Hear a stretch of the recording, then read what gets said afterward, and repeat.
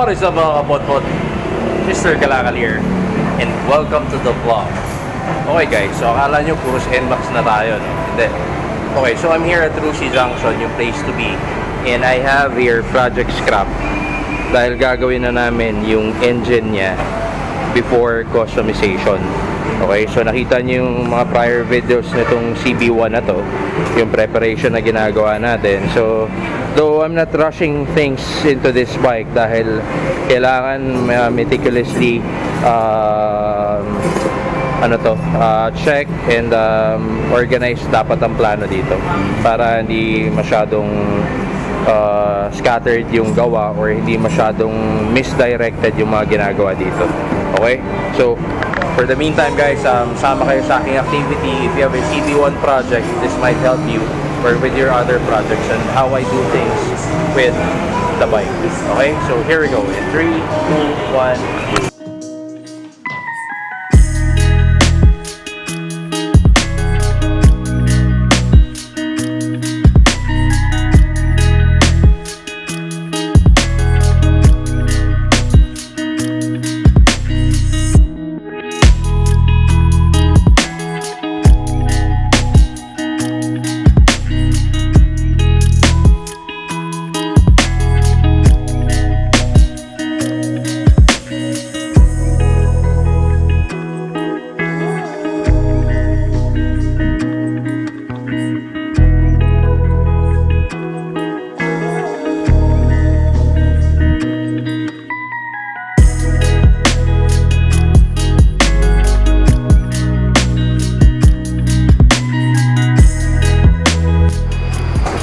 Okay guys, they don't call me Mr. Kalakal for nothing. So unload muna tayo ng gamit sa bag. So yun yung kung bakit ako naging Mr. Kalakal. Laging ang daming laman ng bag ko. Yun, yung negosyo ko, yung mga piyesa ng kotse. Pero mas madalas kasi yan, motor ang aking inaatupag. So ganyan ako mag-akot ng gamit. Kahit pag naka 4 wheels tayo, pinupuno ko yung sasakyan. Yan, bag naman ang pinupuno ko. So yun lang is 3 liters of oil. Check. What else do we have here? Yung clutch lining and yung mga cables nandito. Check. And of course sorry, one hand lang tayo. Yung itong what do you call this? Itong clutch assembly. Diyan na rin. Pero so yun, laking ganong bag ko. Punong-puno yan. Wala na ba naiwan? So yun, basically yun lang ang ating mga bit-bit na medyo mabigat at may kabigatan. And right now Jason is starting with the project na yun, Boston, ano yung kinakalas mo dyan? What's that? Wire ng coil. Coil. Okay. Kasi nandito yung coil niya eh. Malapit sa clutch? Oo, nandiyan lang yun. Di ba kadalasan nasa kaliwa? Oo, ito yung kabila to. Okay. Alam mo ba lumilipat yung tunog niya? Nasa kaliwa naman. Natakot na yung gagawin na eh. Ha? Lumipat yung tunog. Lumipat? Oo. Ako, dinig mo kanina. Anyway guys, so baklasan tayo muna kami dito. So yun nga, coil munang sinisimulan ni Jason. Then mamaya papatuloy namin lang is.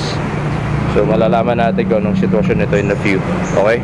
So stay tuned lang mga kapotpot. Ciao. Okay, Happy New Year. Fiesta yun lang is, oh.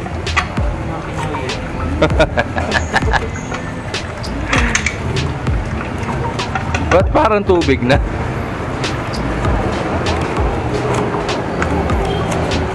Dito kasi yung magneto niya.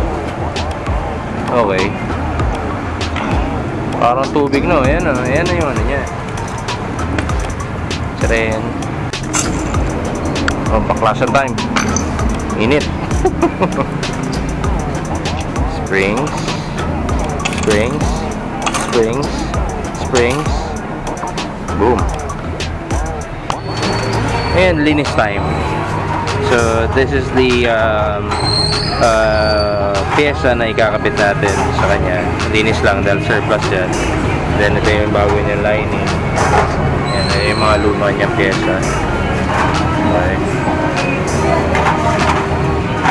yung luma, ganun din. Napalitan na rin pero hindi siya original. So kumuha tayo ng pang Cb1 talaga.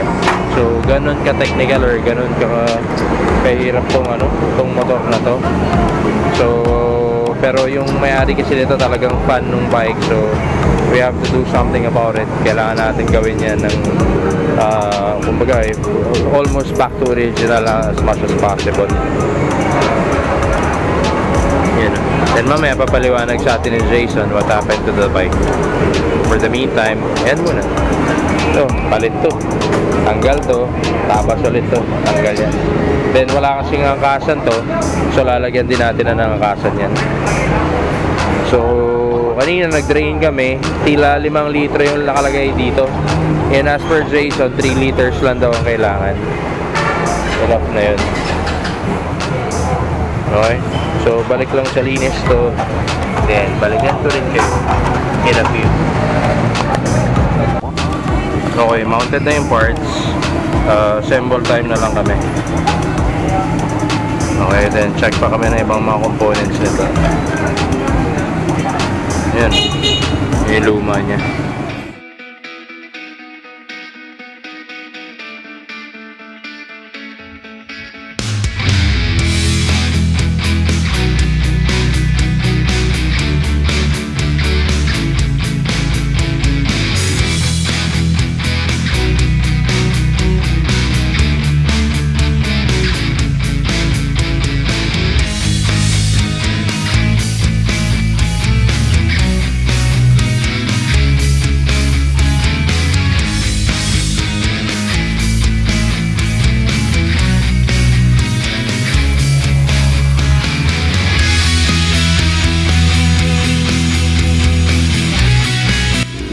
Okay guys, so medyo marami pang gawain dito, so nag-timelapse na lang tayo.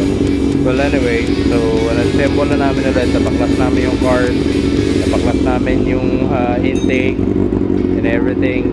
So kanina may lumabas mga problema sa may bending, so it's a good thing may malapit dito, so okay na rin yung bendings nito. What else? Then, nawala na yung nakakairitang ingay sa engine dito saka sa kabilang side. It turns out that the clutch housing talaga may kalog na and yung bendix kalog na rin. Okay, so yun na yung bike. Okay siya pag wala yung stainless na panel eh. So baka di ko na ibalik, kalakalansay ko na lang muna. So after namin dyan, check up pa rin si Jason. He needs to double check everything. And then, yan, yung wiring sa harap, ayusin din namin agad. Okay, ayoko yan, yung busina na yan. Angle daw. This one has to go. It's not good. It's not bagay. Nasisira yung forma ng motor eh. Yan, no? Diba? So, dapat malinis lang tayo. Okay? So, the bike is heavily checked by the team. Sana wala. Tahimik na son. Wala na nagre-wrestling na tornilyo sa loob. Kaya okay, testing.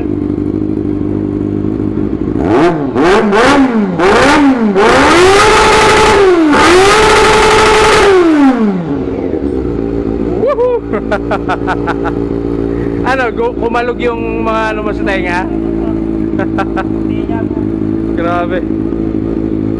Parang may langgam tuloy sa tenga ko. Okay, hindi na sliding. Hi. Ingay lang.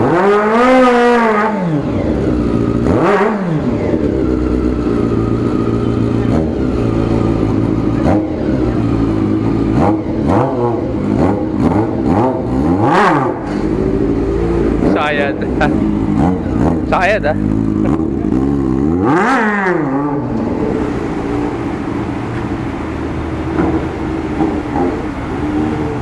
si Project Scrap. Whoa!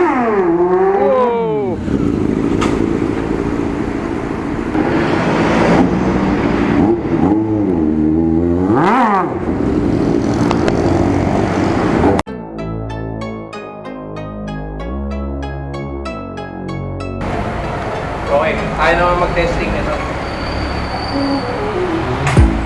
Yan lang, the clutch.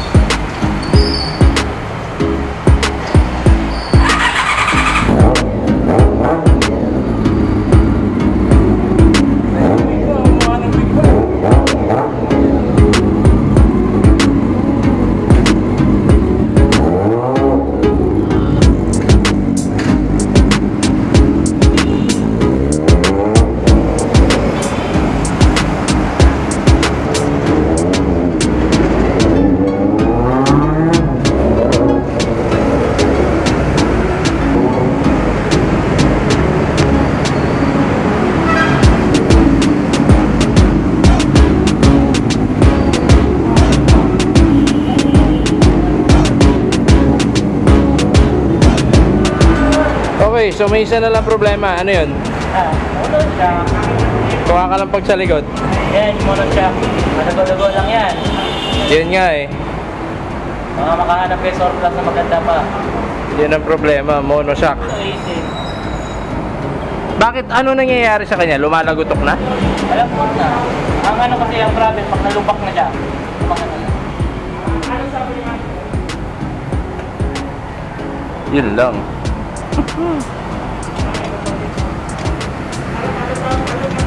Yan, di pwede mo ikpitan ng kadena niya. Kasi pag inupuan mo, i-ikpit. Oh, yun nga eh. Well, at least good na yung ano, tahimik na eh. Hindi na siya maingay. Maingay pa rin? Saan siya maingay? Ha? Wala na akong naririnig na kakaiba eh. Parang nagsasayaw yung mga tornilyo sa loob.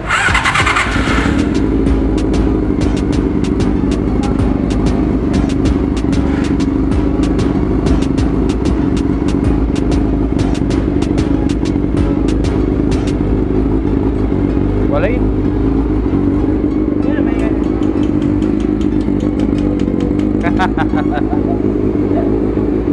Ay nako, at least engine check. Monoshock na lang ang problema nito. Yun o, tahimik no.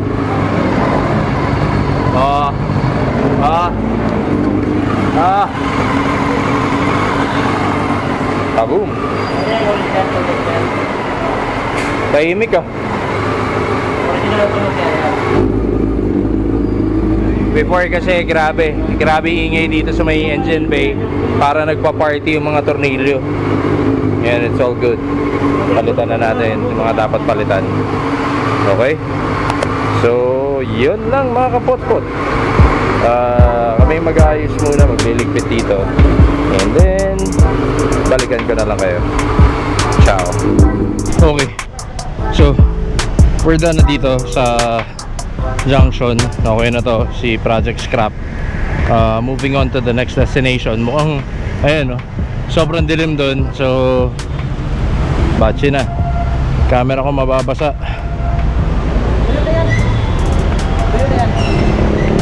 Yeah, very good. So, ayan, shoutout sa Rusi.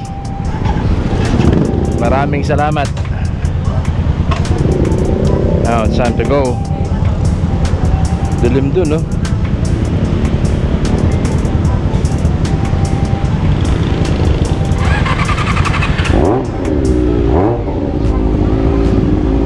Oh, diba? One click start.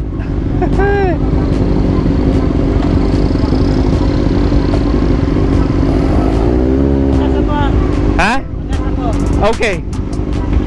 Saan?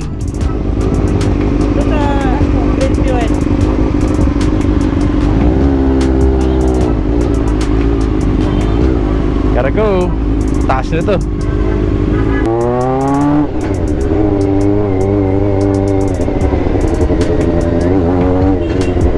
Sama talaga ng ano siya.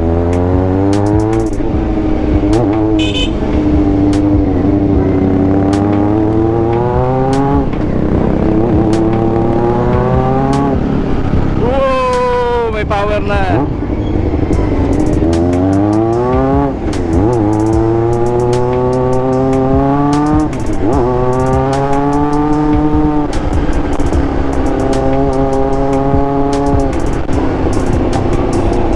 Okay. Grabe. Nakakatawa na tong motor na to. So I'm with Bryant and of course Jason. Sabay-sabay na kami lumabas ng junction.